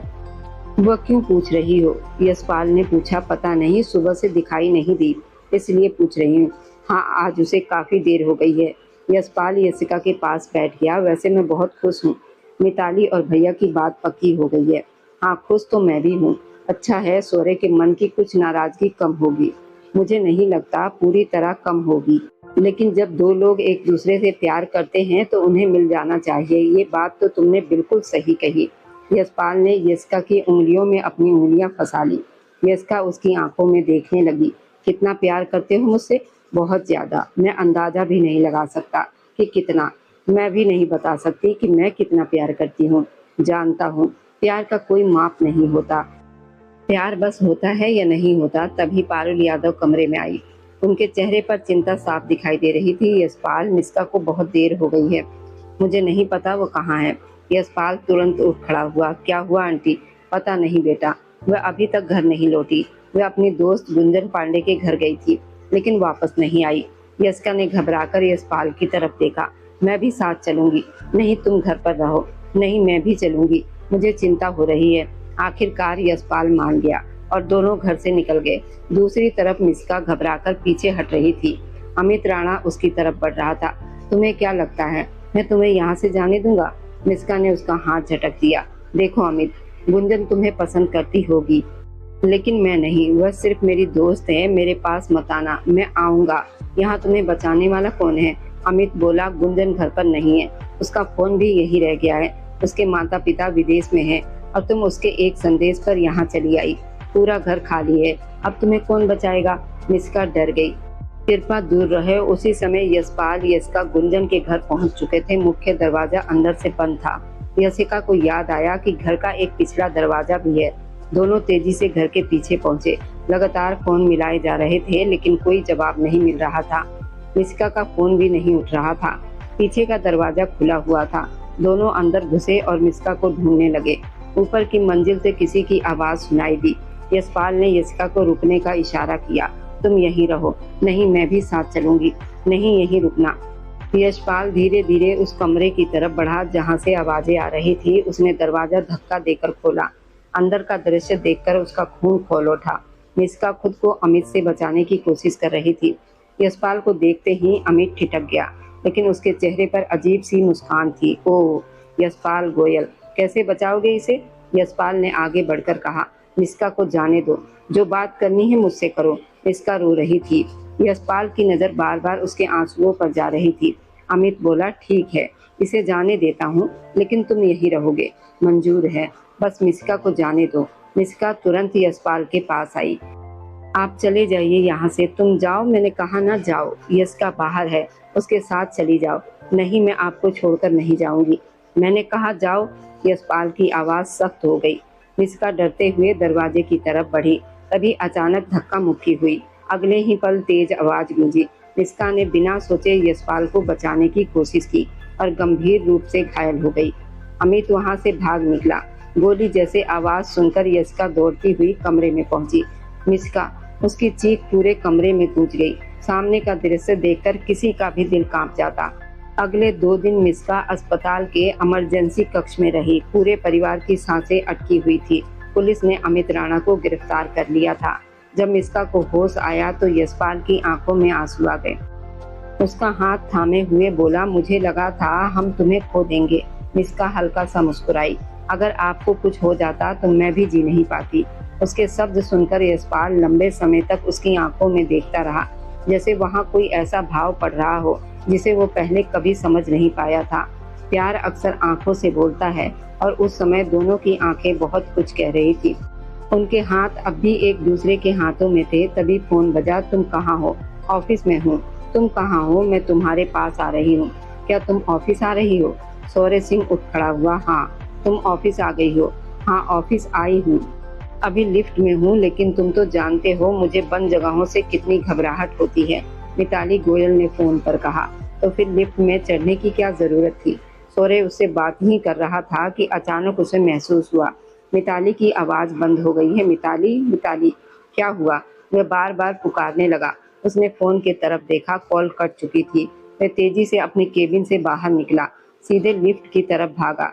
लिफ्ट बीच में रुकी हुई थी। क्या हुआ? उसने कर्मचारियों से पूछा। सर, लिफ्ट रुक गई है। बिजली तो है, लेकिन शायद लिफ्ट में कोई तकनीकी खराबी आ गई है। शौर्य का दिल जोर से धड़क उठा। वह जानता था मिताली को बंद जगहों से बहुत ज्यादा घबराहट होती है। वह ज्यादा देर तक ऐसी जगह पर नहीं रह सकती थी। उधर लिफ्ट के अंदर मिताली की सांसें तेज चल रही थी। वह गहरी गहरी सांस लेते हुए बार बार लिफ्ट के दरवाजे पर हाथ मार रही थी। उसके हाथ कांप रहे थे। फोन लगातार बज रहा था, लेकिन वह ठीक से फोन भी नहीं उठा पा रही थी। आखिर किसी तरह उसने फोन उठा लिया। मिताली, घबराओ मत, कुछ नहीं होगा, बेकार की बातें मत सोचो, मैं यही हूँ, सब ठीक हो जाएगा। शौर्य उसे समझा रहा था। मेरा दम घुट रहा है शौर्य। मिताली की आवाज कांप रही थी। तुम्हें कुछ नहीं होगा। अगर मुझे कुछ हो गया तो वो बिल्कुल बच्चे की तरह डरी हुई थी। कुछ नहीं होगा, मैं हूं ना। लेकिन कुछ देर के बाद उसका फोन फिर से बंद हो गया। लगभग आधे घंटे के बाद लिफ्ट का दरवाजा खोला गया। शौर्य बिना कुछ सोचे अंदर भागा। मिताली बेहोश पड़ी थी। उसने तुरंत उसे अपनी बाहों में उठा लिया और अस्पताल की तरफ दौड़ पड़ा। जब मिताली की आंख खुली तो उसने देखा शौर्य उसके सिरहाने बैठा हुआ था। वह घबराकर उठने लगी, लेकिन शौर्य ने उसे रोक दिया। उठने की जरूरत नहीं है, लेटी रहो। तुम्हें ऑफिस आने की क्या जरूरत थी? मिताली हल्का सा मुस्कुराई। आंख खोलते ही डांटना शुरू कर दिया? वह मासूमियत से बोली। शौर्य की आंखों में अभी भी डर साफ दिखाई दे रहा था। तुम्हें पता है आज मुझे क्या लगा? मिताली ने उसका हाथ पकड़ लिया। क्या लगा? ऐसा लगा जैसे मैं तुम्हें खो दूंगा। मैं बहुत डर गया था मिताली। मैं तुम्हें खो नहीं सकता। अगर तुम्हें खो दिया तो शायद मैं भी जी नहीं पाऊंगा। मिताली की आंखें नम हो गई। हम दोनों एक दूसरे के बिना नहीं जी सकते। जिसने भी एक दूसरे को खोया वह टूट जाएगा। शौर्य ने सिर हिलाया। तुम सही कहती हो, हम एक दूसरे को खोने की सोच भी नहीं सकते। ये कहकर वह झुका और प्यार से उसके माथे को चूम लिया। मिताली मुस्कुरा दी। सच तो ये था कि जितनी परेशानी मिताली को हुई थी, उससे कहीं ज्यादा शौर्य डर गया था। दोनों एक दूसरे से बेहद प्यार करते थे। दोनों जानते थे वह एक दूसरे के बिना अपनी जिंदगी की कल्पना भी नहीं कर सकते। कुछ दिन के बाद मिताली अपने हाथ में शौर्य का हाथ थामे बैठी थी। तभी राधेश्याम गोयल लैपटॉप पर काम करते हुए बोले। मुझे क्या आपत्ति हो सकती है? मैं तो चाहता हूँ कि तुम दोनों जल्दी शादी कर लो। मिताली का चेहरा खिल उठा। आप दुनिया के सबसे अच्छे पिताजी हैं। मैं आपसे बहुत प्यार करती हूँ। राधेश्याम गोयल मुस्कुरा दिया। जानता हूँ, मुझे अपनी बेटी पर बहुत गर्व है। ये जो कुछ भी मैंने बनाया और संभाला है वह आखिर तुम्हारा और यशपाल का ही तो है। मुझे भरोसा है कि तुम दोनों इसे अच्छी तरह संभाल लोगे। सामने बैठी विनीता गोयल मुस्कुरा दी। ऐसी बातें क्यों करते हैं? अभी तो आपको ही सब संभालना है। ये दोनों अभी बच्चे हैं। राधेश्याम गोयल ने मुस्कुराकर सिर हिलाया। नहीं, अब बच्चे बड़े हो गए हैं। मुझे इन पर पूरा भरोसा है। मिताली भी मुस्कुरा दी। आपका भरोसा कभी टूटने नहीं दूंगी। उसी समय जगदीश वर्मा दादा शौर्य को देख रहे थे। क्या बात है? शादी की बात सुनकर उतने खुश नहीं लग रहे जितना होना चाहिए। उसी महीने तुम्हारी शादी की तैयारी शुरू करवाने वाला हूँ। शौर्य हल्का सा मुस्कुराया। मैं बहुत खुश हूँ दादा। आप जानते हैं मिताली के बिना रहना मेरे लिए इतना मुश्किल है। तो फिर बैठो और मेरी बात सुनो। जगदीश वर्मा दादा ने गंभीर होकर कहा। मैं चाहता हूँ कि तुम अपने और राधेश्याम गोयल के बीच की दूरी खत्म कर दो। वो मिताली के पिताजी हैं। अगर तुम उनका सम्मान नहीं करोगे तो मिताली को दुख होगा। शौर्य ने गहरी सांस ली। वे जानती है कि उस पर मेरा कोई अधिकार नहीं चलता। वह कुछ कहती नहीं, लेकिन कभी कभी उसे मेरे व्यवहार से तकलीफ होती है। तो क्या तुम सारी जिंदगी उसे यही तकलीफ देना चाहते हो? दादा ने पूछा। शौर्य कुछ पल चुप रहा। मैं क्या करूं? मैं पुरानी बातें नहीं भूल पाता। जगदीश वर्मा दादा ने उसकी तरफ देखा। कभी बैठकर ये सोचने की कोशिश की है उन्होंने वैसा क्यों किया था? सौर्य ने धीमे स्वर में कहा, मैं क्यों सोचूं? मेरी माँ ने ऐसा क्यों किया था कि उन्हें इतना दुख और इतनी तकलीफ मिली? उनके पति का निधन हो गया था, लेकिन उनके साथ ऐसा व्यवहार किया गया जैसे वही दोषी हो। सौर्य सिंह की आवाज कांप रही थी। जगदीश वर्मा दादा ने गहरी सांस ली। सौर्य, सच सुनना आसान नहीं होता। कई बार मैंने तुमसे कहा कि बैठकर मेरी बात सुन लो, लेकिन तुम हर बार नाराज हो जाते थे। तुम्हारी माँ कविता सिंह बाहर से देखने पर महेश सिंह से बहुत प्यार करती थी, लेकिन महेश भी उन्हें बहुत चाहता था। उसने तुम्हारी माँ की हर खुशी का ध्यान रखा। फिर तुम पैदा हुए और तुम उसके लिए दुनिया की सबसे प्यारी चीज बन गए। सौर्य की आंखें भर आई। फिर क्या हुआ दादा? जगदीश वर्मा कुछ पल चुप रहे। तुम्हारे पिताजी ने अपनी जान खुद ले ली थी। ये सुनते ही सौर्य अपनी जगह से उठ खड़ा हो गया। नहीं, ये सच नहीं हो सकता। यही सच है बेटा। क्या हुआ था? कैसे हुआ था? उसकी पूरी सच्चाई शायद सिर्फ तुम्हारे पिताजी जानते थे, लेकिन उनके जाने के बाद राधे श्याम गोयल टूट गए थे। महेश सिंह उनके छोटे भाई जैसे थे और उनसे बहुत प्यार करते थे। उनके पास एक पत्र था। महेश सिंह छोड़ गए थे, लेकिन राधे श्याम ने वो किसी को नहीं दिखाया। उस घटना के बाद राधे श्याम के मन में कविता सिंह के लिए बहुत नाराजगी भर गई। उन्होंने सख्ती की दूरी बनाई, क्योंकि वे अपने दोस्त को भूल नहीं पाए। सौर्य की आंखों से आंसू बह निकले। मेरी माँ ऐसा नहीं कर सकती। नहीं दादा, ऐसा नहीं हो सकता। वो बुरी तरह कांप रहा था। जगदीश वर्मा ने उसके कंधे पर हाथ रखा। बेटा, जीवन में कई सच्चाइयां ऐसी होती हैं जो हमें पसंद नहीं आती, लेकिन उनसे भागा नहीं जा सकता। उधर यशपाल गोयल पिछले कुछ दिनों से मिस्का यादव से नजरें चुरा रहा था। अस्पताल वाले दिन उसकी आंखों में जो भाव उसने देखे थे वह उसके मन से निकल ही नहीं रहे थे। मिस्का हमेशा उसका ख्याल रखती थी, उसकी चिंता करती थी, उसकी हर छोटी बड़ी बात समझ जाती थी। यशपाल हमेशा यही सोचता रहा, वे सब उनकी गहरी दोस्ती की वजह से है। आखिर वे तीनों बचपन से सबसे अच्छे दोस्त थे, लेकिन उसे कभी समझ नहीं आया कि मिस्का उससे बचपन से प्यार करती थी। मिस्का सिंह और यशपाल अपने मन की बात कह देते थे। दोनों जानते थे कि वे एक दूसरे से प्यार करते हैं, लेकिन मिस्का ने कभी कुछ नहीं कहा। अस्पताल में उसके लिए गोली खाना और फिर उसकी आंखों में वह दर्द और प्यार, वह सब यशपाल के दिल में कहीं गहराई तक उतर गया था। मुझसे नजरें चुरा रहे हो ना? मिस्का ने मुस्कुराते हुए पूछा। नहीं तो, मेरी बहन की शादी है, घर में तैयारियां चल रही है, कल ही सारे कार्यक्रम शुरू होने वाले हैं। मैं बस उन्हीं कामों में व्यस्त हूँ। तुम्हें क्यों नजरअंदाज करूंगा? तुम तो मेरी सबसे अच्छी दोस्त हो, यशपाल ने कहा। मिस्का हल्का सा मुस्कुराई। हाँ जानती हूँ, मैं सिर्फ दोस्त हूँ। फिर वो आगे बढ़ी और उसने यशपाल का हाथ पकड़ लिया। मुझे नहीं पता तुम क्या महसूस करते हो, लेकिन मैं तुम्हारे लिए बहुत कुछ महसूस करती हूँ। शायद शब्दों में कभी नहीं कह पाई, लेकिन इतना जरूर जानती हूँ कि तुम्हारे लिए अपनी जान भी दे सकती हूँ। यशपाल की आंखें नम हो गई। उसने धीरे से अपना हाथ छुड़ाया। कुछ मत कहो मिस्का, बस चुप रहो। मिस्का मुस्कुराई। मैं तो हमेशा चुप ही रही हूँ और तुम्हारी खुशी मेरे लिए सबसे जरूरी है, हमेशा रहेगी। तुम कभी भी अपनी मोहब्बत के रास्ते में मुझे नहीं पाओगे। ये कहकर वह कमरे से बाहर चली गई। उसके शब्द यशपाल के कानों में देर तक गूंजते रहे। दूसरी तरफ मिताली गोयल अपनी हथेलियों पर लगी मेहंदी देख रही थी। अगले दिन उसकी और शौर्य सिंह की शादी थी। पूरे घर में खुशी का माहौल था। पूजा की सामग्री सजाई जा रही थी, मंडप तैयार हो रहा था, फूलों की सजावट हो रही थी और घर की महिलाएं सुंदर साड़ियों में शादी की तैयारियों में लगी थी। शौर्य उसके पास आकर खड़ा हो गया। बहुत सुंदर लग रही हो। मिताली मुस्कुरा दी। यहाँ क्यों आए हो? दादा ने शादी से पहले मिलने से मना किया है। कुछ नहीं होगा, आजकल बस अपने किए हुए कामों और अपनी गलतियों के बारे में सोचता रहता हूँ, शौर्य ने धीमे स्वर में कहा। कौन सी गलतियाँ? मिताली ने पूछा। पता नहीं, लेकिन अब बहुत सी बातें समझ में आने लगी है। मैंने देखा है कि तुम चाहती हो कि मैं माँ से ठीक से बात करूँ। हाँ, आखिर वह तुम्हारी माँ है, मिताली ने उसकी आंखों में देखते हुए कहा। कभी कभी दिल करता है सब छोड़कर कहीं दूर चला जाऊं। शौर्य बोला। अगर ऐसा सोचोगे तो मैं भी तुम्हें जाने नहीं दूंगी, मिताली ने तुरंत कहा। शौर्य हंस पड़ा। इतना प्यार करती हो? बहुत ज्यादा, उसने मुस्कुरा कर कहा। फिर उसने अपनी मेहंदी लगी हथेलियां दिखाई। कल अच्छी तरह देख लेना, कल तो तुम मेरी पत्नी बन जाओगी, फिर पूरा अधिकार होगा, देखना, शौर्य हंसते हुए कहा। मिताली शर्मा गई।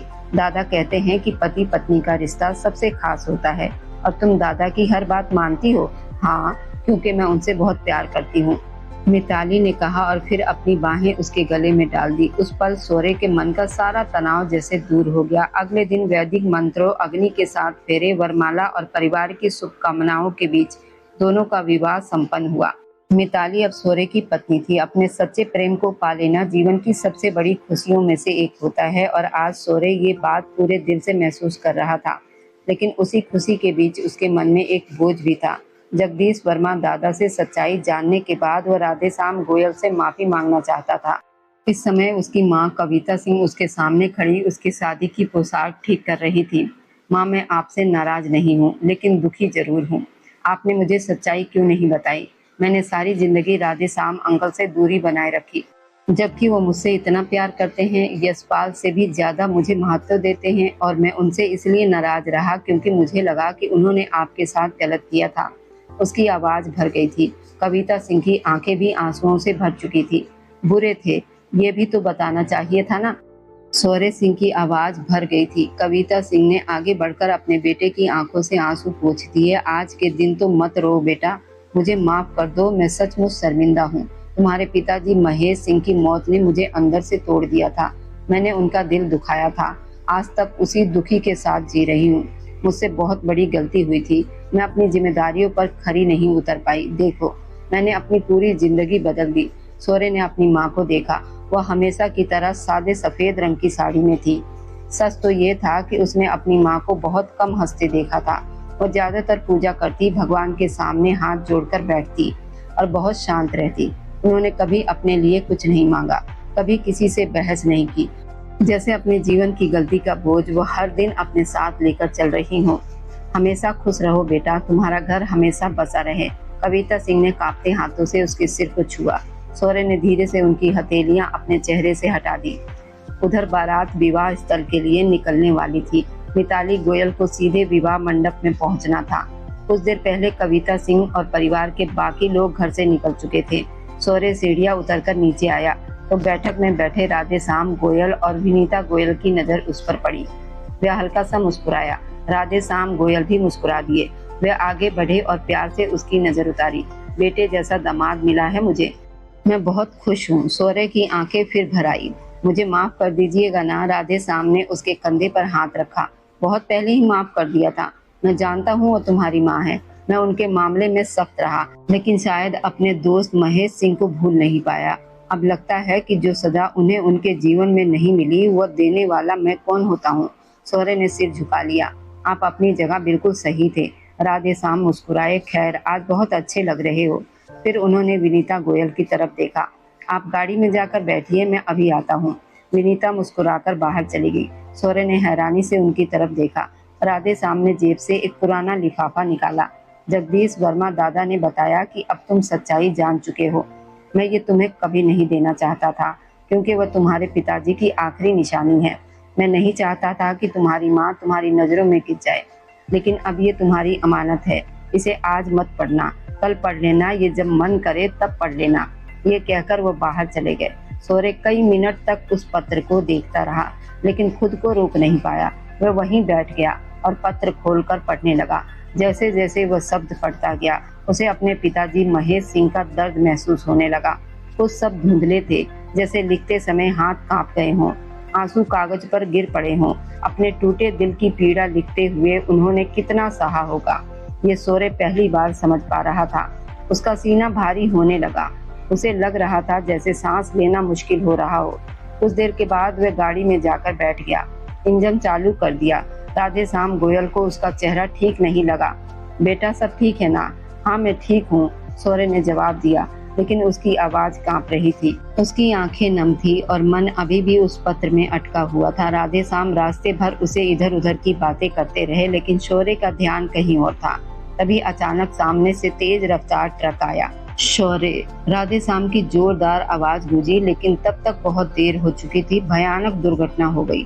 शौर्य को गंभीर चोटें आईं, लेकिन राधेश्याम गोयल और विनीता गोयल की वहीं मृत्यु हो गई। यह हादसा पूरे परिवार पर पहाड़ बनकर टूटा। जगदीश वर्मा दादा का सबसे बड़ा सहारा छिन गया था। राधेश्याम गोयल, जो पूरे परिवार की मजबूत नींव थे, अब नहीं रहे थे। जिस दिन मिताली गोयल दुल्हन बनी थी, उसी दिन उसने अपने माता पिता को खो दिया। लाल बनारसी साड़ी और शादी के गहनों में सजी वह अपनी माँ और पिता के पार्थिव शरीर के सामने बैठी घंटों रोती रही। अंतिम यात्रा जब निकली तो उसे लगा जैसे उसकी दुनिया भी उनके साथ चली गई हो। उस दिन मिताली और यशपाल दोनों बदल गए थे। उनके जीवन का एक हिस्सा हमेशा के लिए टूट गया था। दुख और गुस्से में मिताली ने शौर्य को दोषी ठहरा दिया। उसे लगा कि ये सिर्फ दुर्घटना नहीं थी। वो मान बैठी थी कि शौर्य की नफरत ने ये सब किया है। जगदीश वर्मा दादा ने लाख समझाया, ये एक हादसा था, लेकिन उस समय कोई सुनने को तैयार ही नहीं था। मिताली यशपाल दोनों शौर्य को माफ नहीं कर पाए। परिवार के बीच गहरी खामोशी और दूरी आ गई। हर तरफ दुख ही दुख था। कुछ समय के बाद शौर्य और मिताली आमने सामने खड़े थे। शौर्य की आंखों में आंसू थे। अगर तुम मुझसे प्यार करती हो तो अपने भाई के साथ मत जाओ। अगर यशपाल इस शहर को छोड़कर जाना चाहता है तो जाने दो, लेकिन तुम अपना घर क्यों छोड़ रही हो? मिताली ने भीगी आंखों से उसकी तरफ देखा। मेरा भाई निर्दोष है। दुर्घटना में उसकी भी जान जा सकती थी। वह 4 दिन अस्पताल में जिंदगी और मौत के बीच रहा। मैं उसके लिए रोती रही हूँ और तुम चाहते हो कि मैं सब भूल जाऊं? शौर्य ने दर्द से कहा, यह अन्याय है मिताली। जो लोग मुझे जानते हैं वे जानते हैं कि मैं तुम्हें कितना प्यार करता हूँ। मिताली की आंखों से आंसू बह निकले। यशपाल, इसे समझाओ। उसने अपने भाई की तरफ देखा। यशपाल का चेहरा भी दुख से भरा था। पहले तुम खुद को समझाओ। हमने अपने माँ बाप परिवार को खोया है। अगर तुम्हें अपने भाई से ज्यादा प्यार है तो तुम चली जाओ, मैं तुम्हें नहीं रोकूंगा। मिताली कुछ पल उसे देखती रही, फिर उसने टूटे हुए स्वर में कहा, और मैं भी तुम्हें नहीं रोकूंगी। अगर प्यार में इंसान अपना दिल बड़ा नहीं कर सकता तो मैं भी अपने भाई का साथ नहीं छोड़ सकती। ये कहते हुए मिताली गोयल अपने भाई यशपाल गोयल के साथ देश छोड़कर चली गई थी। निशिका यादव ने उसे कठिन समय में यशपाल को बहुत संभाला था। वह उसकी सच्ची दोस्त बनकर उसके साथ खड़ी रही। उसने कभी अपने प्यार का इजहार नहीं किया, लेकिन वह यशपाल से बेहद प्यार करती थी। इतना प्यार कि उसकी हर तकलीफ उसे अपनी लगती थी। एक दिन शौर्य सिंह धीरे धीरे दरवाजा खटखटाकर कमरे में दाखिल हुआ। मिताली गोयल अपने भारी शादी के जोड़े को समेटकर एक तरफ बैठी हुई थी। दरवाजे की आवाज सुनकर उसने पलटकर देखा। उसकी आंखें फैल गई। क्या लेने आए हो? उसने कठोर स्वर में पूछा। शौर्य कुछ पल चुप रहा। मैं जा रहा हूँ, बस यही बताने आया था। उसकी आवाज में दर्द साफ महसूस हो रहा था। दुर्घटना में लगी चोटें अभी तक पूरी तरह भरी नहीं थी। वह बड़ी मुश्किल से चल पा रहा था। दीवार का सहारा लेकर खड़ा हुआ। उसका सिर झुका हुआ था। उसने भी राधे श्याम गोयल और विनीता गोयल की अंतिम यात्रा में कंधा दिया था। उस दिन का बोझ आज भी उसके दिल और कंधों पर था। उसकी आंखों से आंसू टूटकर गिर पड़े। क्या तुम मुझे माफ नहीं कर सकती? उसकी आवाज कांप रही थी। जानता हूँ कि दुर्घटना मेरी वजह से हुई। मुझे वो पत्र नहीं पढ़ना चाहिए था। मेरी गलती थी। मैं मानता हूँ तुम अपने माता पिता को खो चुकी हो। मैं समझ सकता हूँ कि तुम मुझे माफ नहीं कर सकती। उसकी आवाज भराई थी। वह टूट चुका था, लेकिन मुझे यूं जाने मत दो। मैं और तुम एक दूसरे के बिना नहीं रह सकते। मिताली ने तुरंत अपना चेहरा दूसरी तरफ घुमा लिया। उसके दिल में अब भी शौर्य के लिए वही प्यार था, लेकिन दुख और गुस्से ने उस प्यार को जैसे जकड़ लिया था। वह बुखार से तप रही थी। उसके माता पिता को गुजरे अभी 1 हफ्ता भी नहीं हुआ था। उसकी सांसें तेज चल रही थी। शौर्य धीरे धीरे उसकी तरफ बढ़ा, लेकिन मिताली ने हाथ उठाकर उसे रोक दिया। मेरे पास आने की कोशिश मत करना। अगर तुम मेरे पास आए तो मैं अपनी जान दे दूंगी। चले जाओ यहाँ से। शौर्य ने अपनी आंखें बंद कर ली, जैसे किसी ने उसके दिल को फिर से तोड़ दिया हो। उसने दीवार का सहारा लिया। छोटे छोटे कदमों से वापस मुड़ गया। धीरे धीरे कमरे से बाहर चला गया। उसके जाते ही कमरे में मिताली के दबे स्वर में आती सिसकियां गूंजने लगी। वह रो रही थी, क्योंकि वो उससे नफरत नहीं करती थी। वह उससे उतना ही प्यार करती थी जितना पहले करती थी, लेकिन अपने माता पिता की याद और उस दर्द से बाहर नहीं निकल पा रही थी। इन सभी रिश्तों की डोर बहुत अजीब थी। जगदीश वर्मा दादा द्वारा पाले गए इन परिवारों के लोग एक दूसरे से इतने गहराई से जुड़े थे। एक का दुख सबका दुख बन जाता था। सब बिखर गए थे, लेकिन कहीं न कहीं उम्मीद थी समय के साथ बाकी रिश्ते जुड़ जाएंगे। मगर आज सामने खड़े मिताली गोयल और शौर्य सिंह को देखकर यही सवाल उठता था, इन दोनों का क्या होगा? वे 2 लोग जो कभी एक दूसरे के बिना सांस लेने की कल्पना भी नहीं कर सकते थे, आज एक दूसरे से दूर खड़े थे। वे एक दूसरे से प्यार करते करते नफरत करने लगे थे। मिताली गोयल जो कभी शौर्य पर अपनी जान छिड़कती थी, उसके बिना कैसे जी पाएगी? और शौर्य जिसके लिए मिताली उसकी पूरी दुनिया थी, वह उस दूरी को कब तक सह पाएगा? समय जरूर घाव भर देता है, लेकिन कुछ घाव ऐसे होते हैं जो दिल के बहुत भीतर बस जाते हैं। अब देखना ये था कि उनके बीच की ये दीवार कब गिरेगी, ये दर्द कब कम होगा, उनके मन का अहंकार कब झुकेगा, और क्या कभी वो दिन आएगा जब दोनों फिर से एक दूसरे का हाथ थामकर अपने अधूरे प्रेम को पूरा कर पाएंगे। और अब जाते जाते बस दिल से एक छोटी सी गुजारिश है, आप जहाँ कहीं से भी मेरी वीडियो को देख रहे हैं, कमेंट में अपने शहर और राज्य का नाम जरूर लिखिए। आपके कमेंट मेरे लिए किसी अनमोल तोहफे से कम नहीं होते। और जो लोग अपना कीमती समय देकर मेरी कहानियों को देखते हैं, लाइक और शेयर करते हैं, उन सबका मैं दिल से धन्यवाद करती हूँ। अगर आज की कहानी ने आपके दिल को छुआ हो तो वीडियो को लाइक करें, अपने दोस्तों तक जरूर पहुंचाएं, और हमारे इस छोटे से परिवार का हिस्सा बनने के लिए चैनल को सब्सक्राइब करना बिल्कुल न भूलें, क्योंकि आपका हर सब्सक्राइब मेरे लिए आपका प्यार और भरोसा है। फिर मिलेंगे एक नई भावनाओं से भरी कहानी के साथ। तब तक खुश रहिए, स्वस्थ रहिए,